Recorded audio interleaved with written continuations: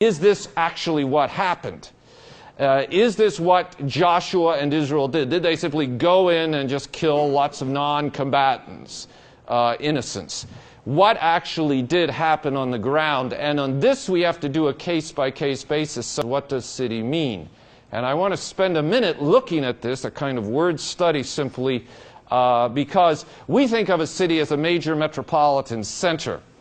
That's not the ancient term, the Hebrew term for city, the original of the language is ear, like your ear, only that's how you pronounce it. But that's the word for city, and it really means a population center. These are not what we think of as cities. They're relatively small. If you go visit, you can visit them today in Israel. They are actually, and take on much more the appearance of walled forts. Not everybody in the area lived in these cities, as they're called, but they were forts. They contained the palace for the king. They contained royal stores where the taxes in kind would be brought in, the grain and barley and whatnot, and then redistributed. They contained temples where their gods and goddesses would be worshipped. They contained barracks for the soldiers. They contained perhaps a few houses also for the elites, the upper class of that particular city, that particular year. The masses, however, did not live in those places. There wouldn't be enough room. They lived in hamlets outside the walls, and this is perfectly reasonable in an agrarian society where you have agriculture as the primary means of survival.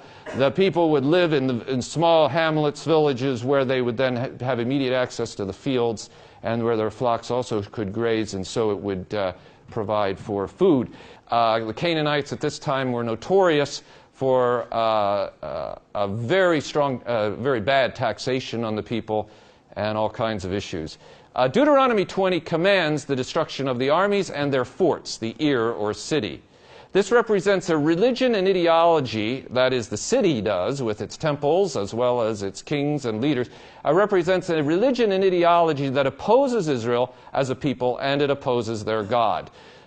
And by the way, this is the primary reason in the actual book of Joshua for the attack on the armies and these forts or cities. In Deuteronomy 20, therefore, is an ideal. It's teaching about God's holiness. It is true of much of ancient Near Eastern law, biblical as well as other ancient Near East, like the famous Law Code of Hammurabi, and there's other legal collections. It's not a description of what actually happened. You can go through something like the Law Code of Hammurabi from a few centuries earlier, and in the thousands and thousands of texts, juridical and other texts we have, contracts, there's not one mention or reference to the Code of Hammurabi. Why? Because it's an ideal. What about Jericho's size? Well, remember, it was small enough, according to the book of Joshua, it was small enough for Israel to march around it 7 times in one day and fight a battle. Time to do that. The only non-combatants that are mentioned in Jericho by name or identified are Rahab and her family. That's it. Nobody else is mentioned there other than the soldiers and the king.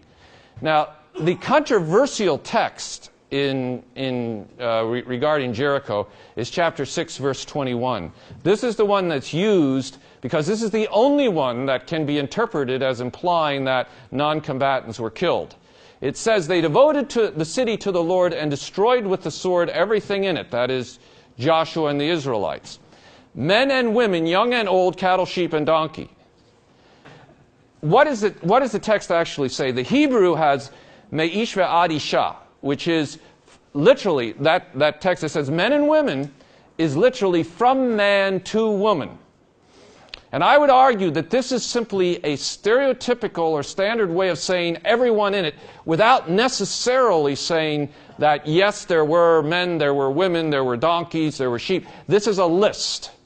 So what they're saying is this is a way of saying everyone, and it's a stereotypical phrase for everyone in a town or region without assuming anything more about age or gender. In and of itself, the statement is not saying they had to kill non-combatants any more than it says they had to kill a donkey, somebody finds some donkeys to kill.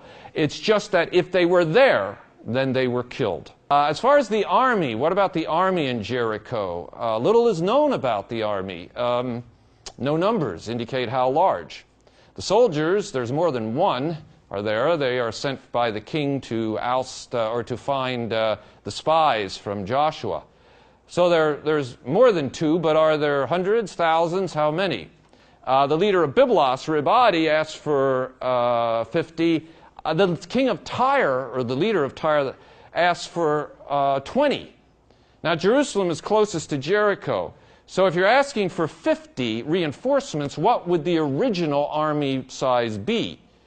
Well, it probably wouldn't be in the thousands, because then why bother asking for 50? That's not going to do a whole lot. But it might be 3 or 4 times the requested 50. So we're talking about in Jerusalem, perhaps, and this would fit the size of the city at that time, maybe a 5 or 10% increase would be insignificant. It's got to be more, but 3 or 4 times, maybe 200, something like that in Jerusalem. Jerusalem would have had no more than a few hundred troops and possibly a smaller number. Jericho would be fewer in number still in terms of its size. So as far as troops go, in terms of the fort, maybe 100. So these wars are ones where Israel either had to fight or it faced extinction. That, by definition, is a defensive war. It is not an offensive battle. You know your army's gone to fight, and they've been decimated. They've been just about destroyed, and you know from the survivors that basically the Israelites are coming and going to attack Hebron. Well, you wouldn't go into the fort of Hebron and hope that they don't come there. You would do one of 2 other things. Well, there are 4 possibilities. One would be to do that, which I think is the least likely. A second possibility would be to convert and become Israelite. This is what Rahab did. And in a sense, the Gibeonites did it. But according to Joshua 11, no one converted other than Rahab and the Gibeonites in that generation. A third possibility is run away. And that's perhaps what some did. In fact, that would really fulfill the command of God to clear the land if the Canaanites simply left and migrated to another country. But I don't think that's what most of them did. I think the fourth possibility is the one that most of them did, and that is they just went and hid out in the hills. The Israelites were nowhere told went into the hills and tried to find all the Canaanites and rout them out. And remember, the command in Joshua 20 is to go against the cities specifically. Now, my understanding then is that they would either emigrate or hide in the hills. I think most of them did hide in the hills. And in the book of Judges, by the way, that's exactly what Israel does a number of times. When it's oppressed by armies from outside who come in, the Israelites hide in the hills because they don't have any other way of defending themselves. And I think that's what the Canaanite population did. And the proof of that, in terms of the biblical text, is that immediately when you move into the next generation in the book of Judges, there are Canaanites everywhere. If there was a genocide of Canaanites, why are there so many around, leading Israel astray in every place throughout the book of Judges? From chapter 2, verses 9 to 13 is a classic text around it, on. There was no extermination, therefore, in my view, of the Canaanites in terms of what actually happened. Neither the biblical text of Joshua nor that of Judges supports any genocide. The attacks on Jericho and Ai were assaults on military targets against a military force in both of them. The major wars that Joshua fought were defensive. The Canaanites remained in all regions, according to Judges 1. That's explicitly states. And it is an accusation against the Israelites for not going after them, but nevertheless, they remained there.